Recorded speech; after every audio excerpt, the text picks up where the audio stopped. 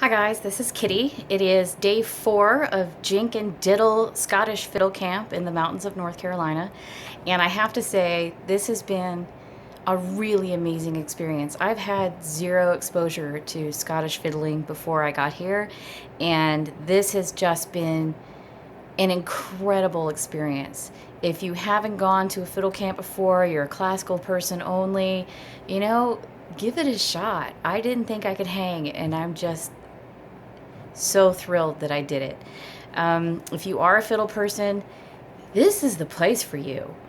You need to come. This is really, the teachers here are fantastic. We have Dr. John Turner, who is a master of Scottish fiddle. We have Mari Black, who's been my private teacher for the last couple of days.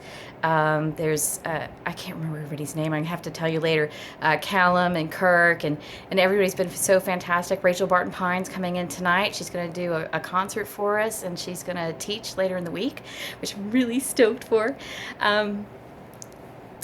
But I have to tell you, it's there's plenty of options for this camp. So they have a week 0. You can come for the first week where they only have a couple of teachers, and it's less of a schoolhouse type setting.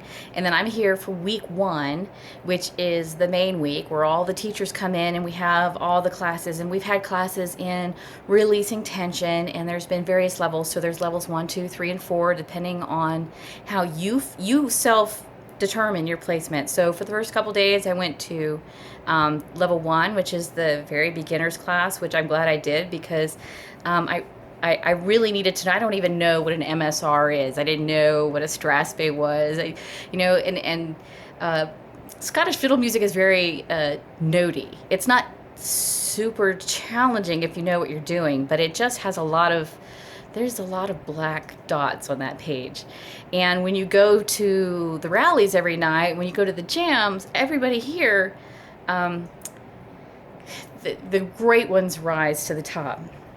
And that doesn't mean that they're like, oh, you're just, you're a beginner, you don't know what you're doing, you can't play.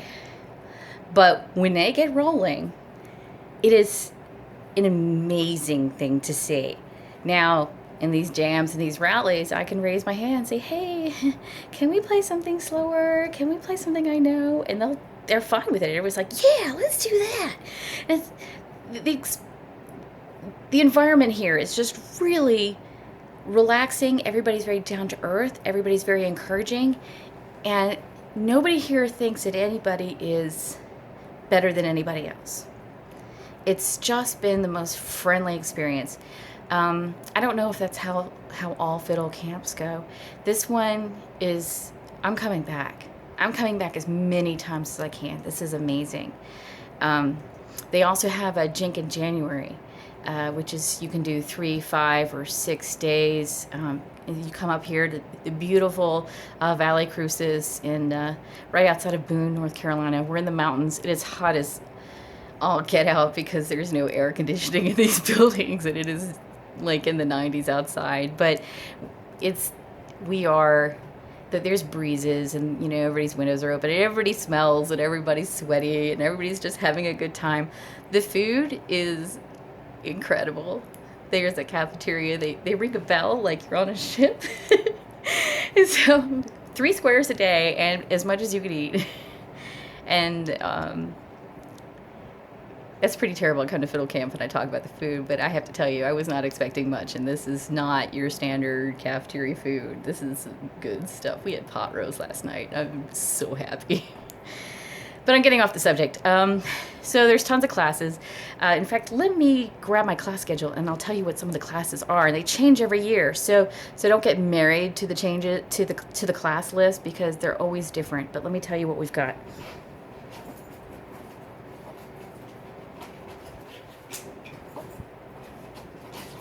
Sorry, I had to dig in my bag. And I don't know how to do cuts, and I'm on my phone, so suffer. So the classes we have, let's see, constructing and polishing performance style with March Strathspey reel sets, Your Violin and You, The Many Lives of Robert McIntosh, which phenomenal class, by the way. Harmony playing for melody players, how to jam along when you don't know the tune. So we got all kinds of really cool tricks to do. Oh, I gotta show you.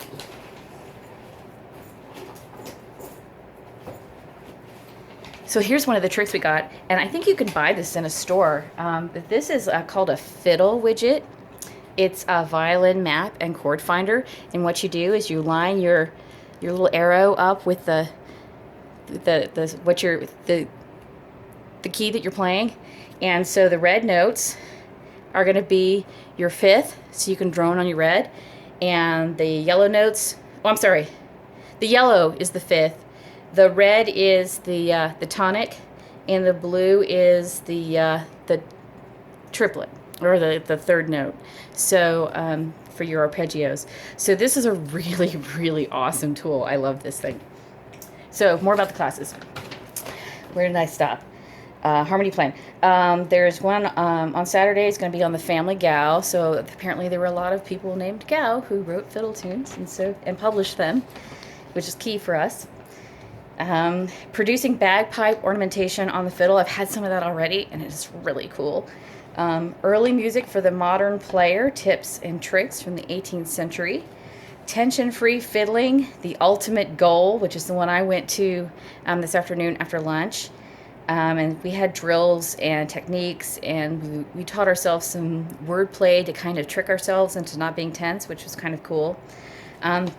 Rachel's going to teach the voice of the fiddle, bowing technique, and exercises using the musical expression of the bow to enhance your slow airs and how bowing changes during the different kinds of performances.